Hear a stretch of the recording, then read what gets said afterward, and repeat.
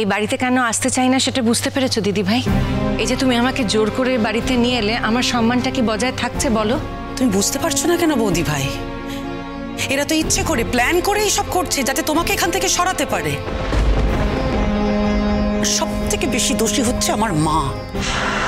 মা, তোমার জন্য না আমার লজ্জা হয় আমার।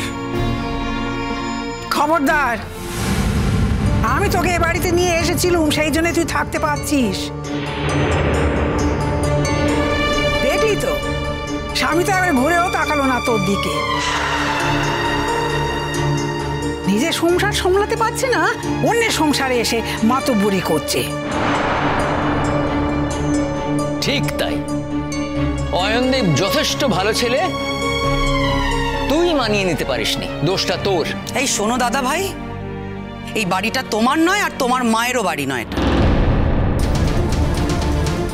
যার বাড়ি তার অনুমতি নিয়ে আমি বাড়িতে থাকি। আর আমি যে চাকরি করি, প্রথমত সেটা আমার নিজের জন্য, আর তারপরে যদি কারোর জন্য করে থাকি, যাদেরকে আমি কাছের লোক বলে ভাবি মনে করি, তাদের জন্য। তোমরা কেউ এর মধ্যে পড়ো না। এবার নিজেদের সংসারটা একটু নিজেরা চালাও না। না তুমি চাকরি করো, না বুবলাই চাকরি করে। এবার তো আমার মায়ের পেনশনের টাকাগুলো সব বসে বসে ভোগ করবে। করো, আমার মাও একটু দেখে নিক কত ধানে কত চাল। এতদিন তো বড় বউয়ের ঘাড়ের ওপর দিয়ে অনেক কিছু করে নিয়েছে, দেখে নাও।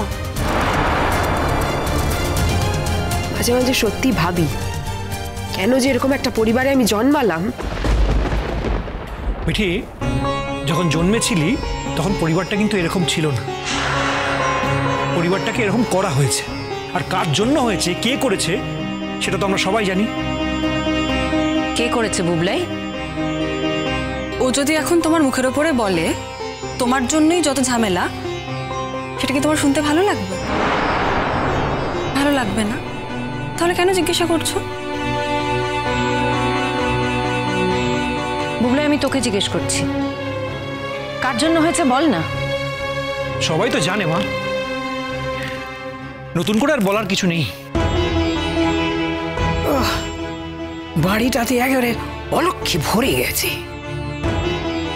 ও মা, এই তো লক্ষ্মী বাড়িতে নিয়ে এলেন, তা আপনার এই লক্ষ্মী বউ কি বাড়িটাকে লক্ষ্মীমন্ত করতে পারছে না? আপনি এক কাজ করুন, আপনি বরং আমার পেছনে সময় নষ্ট না করে একটু সংসারের পেছনে সময় নষ্ট করুন। আপনার নতুন লক্ষ্মীমন্ত বউয়ের পেছনে সময় নষ্ট করুন। ওকে আপনি ভালো করে বুঝিয়ে দিন আপনি কি কি খান, আপনার বাড়ির পরিবারের লোকেরা কে কি খেতে ভালোবাসে, কি কি রান্না করতে হবে, ওকে সবটা দেখবেন খুব তাড়াতাড়িও শিখে নিচ্ছে। সবাই এমনভাবে কথা বলছে যেন আমি এবারই কাজের লোক। আমি কিন্তু কাজের লোক নই। হ্যাঁ, আমার বাবা মাও কিন্তু আমাকে এই বাড়িতে কাজের লোক করে পাঠাননি, কিন্তু বস্তুত সেটাই হয়েছে।